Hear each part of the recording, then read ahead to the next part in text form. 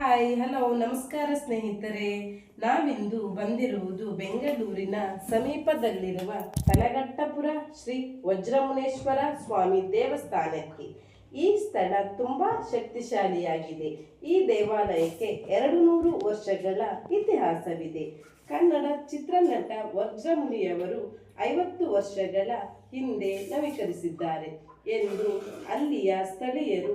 ದೇವಾಲಯದಲ್ಲಿ ಇರುವ ಕಲ್ಯಾಣಿ ಮತ್ತು ಕಲ್ಯಾಣಿ ಹತ್ತಿರವಿರುವ ನಂದಿ ವಿಗ್ರಹವನ್ನು ನೋಡಲು ಮನಮೋಹಕವಾಗುತ್ತದೆ.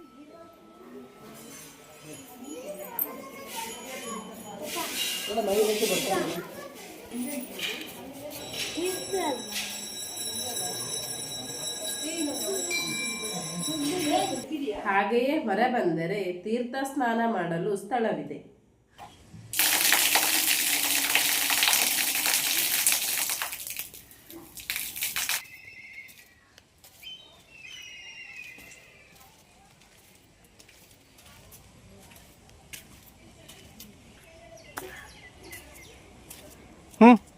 ಸ್ಥಳದಿಂದ ಹೊರಬಂದರೆ ದೇವಸ್ಥಾನದ ಆವರಣದಲ್ಲಿ ದೇವರಿಗೆ ಹರಕೆ ಅರ್ಪಿಸಲು ಬಂದ ಭಕ್ತಾದಿಗಳು ಅಲ್ಲಿಯೇ ಅಡುಗೆ ಮಾಡಿ ಊಟ ಮಾಡಿ ಎಂಜಾಯ್ ಮಾಡುವುದನ್ನು ನೋಡಿದರೆ ತುಂಬಾನೇ ಖುಷಿಯಾಗುತ್ತದೆ.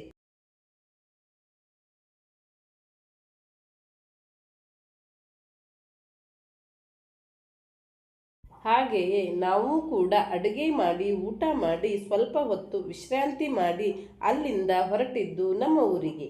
ನಮಸ್ಕಾರ ಸ್ನೇಹಿತರೆ, ಮತ್ತೆ ಇನ್ನೊಂದು ಸ್ಥಳದಲ್ಲಿ ಸಿಗೋಣ. ಬಾಯ್ ಬಾಯ್.